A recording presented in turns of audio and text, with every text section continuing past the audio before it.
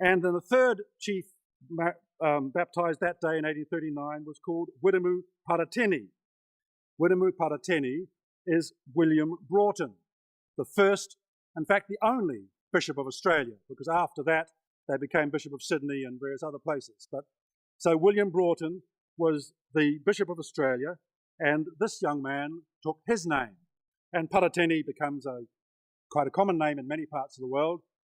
Aparana Ngata's father was Paratini, named after this Anglican Bishop of Australia.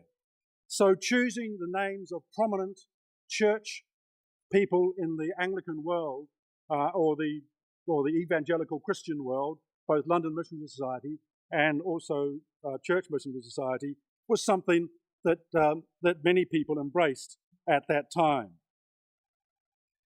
And so we've got through Hone, Pani, Tamati, Wakaneni, and finally his surname. His surname is one of our most famous church leaders. Harawira is, of course, Hadfield. So his name is John Bunny Thomas Walker Neni Hadfield. That's the MP for Taitokoro. Harawira was a name chosen by many because he was considered such a significant person in the world of the 1840s and 1850s, one of our greatest Anglican leaders.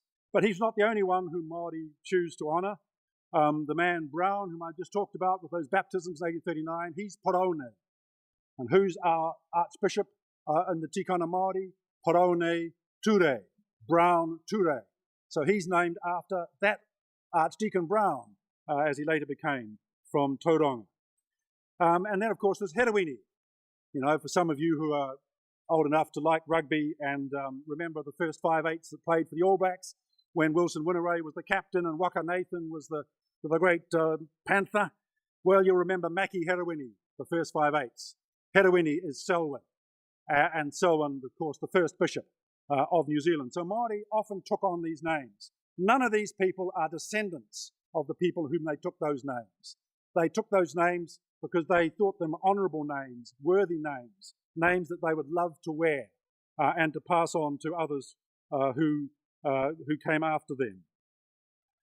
And so there you are. There's just a few names from Aotearoa, New Zealand, and you look at them and you can see how much embracing of the new Christian culture those early Māori did, and they passed them on, and those names continue to be passed on, both Old Testament, New Testament, church leaders, and also others. There was Wiremu Hopihana, for example, who was a Ngāti Whātua chief here. That's William Hobson. So that they had all sorts of names. Hori Gray is another one. George Gray. All of those names are around in the Māori world and continue to the present day. And so from those names, via our prayer book, to a story. Now I mentioned the prayer book because our archbishops, they call themselves plus in the message I see now. Plus. So a bishop is plus Auckland, and our archbishops apparently are plus, but according to the message I got in the email this last week. Those pluses, the three of them of our church, have reminded us that this is the 20th anniversary of the prayer book, which you don't use in this church very much. Mate, you use it on the church service on a Wednesday. Can I come along on a Wednesday? Oh, at 8 o'clock. If I join Nina at 8 o'clock next week, I'll be able to. Yes, okay. Anyway, in that prayer book, of course, is the calendar of the observances of the church in this country. And they include all of the saints that are known in many other parts of the world, but they include a few of our own. And there's just 5 of them that I want to tie together in a story, which hopefully won't go on for too long. Tarori of Waharoa, 19th of October. Tamihana Taropraha, 18th of May. Octavius Hadfield, 11th of December. Ngā Kuku, 14th of May. And George Augustus Selwyn, 11th of April. And they're all involved in this one little story that goes for about 5 years of our early church history. Begins with the freeing of a slave. Before the Treaty of Waitangi, even before most of the leaders had converted to Christianity, many Māori had picked up that part of the Christian gospel that says it's probably not a good idea to keep slaves anymore. We used to go off and conduct lots of warfare and capture people and demean them by making them our slaves. And one of these slaves that Ngāpuhi had in the north was a man called Hone Harawira.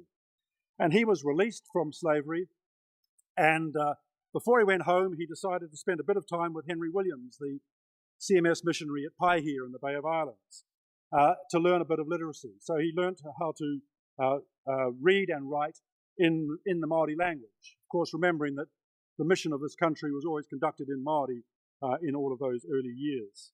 And after he had learned to read and write a little, he decided to make his way home back to his people, who hadn't seen him for rather a large number of years since he'd been enslaved by the Ngāpuhi in the north.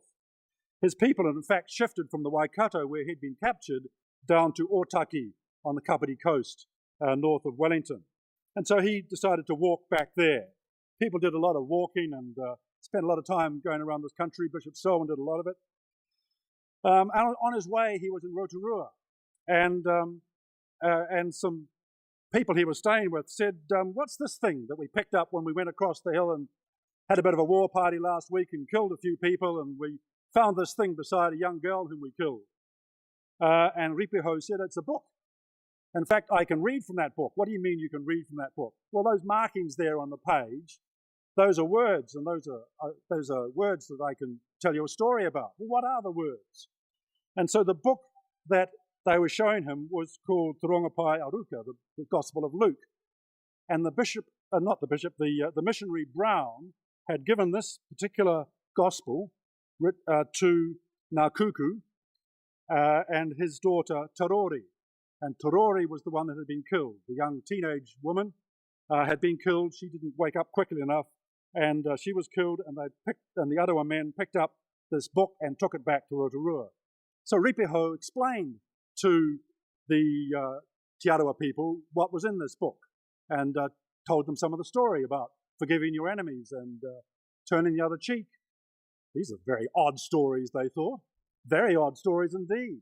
And meanwhile, over the hill, at the tangi for the young girl who was killed, Tarori, Brown was present. And Brown heard Ngākuku, Tarori's father, say, it's our custom to go and seek revenge when we have suffered a loss like this.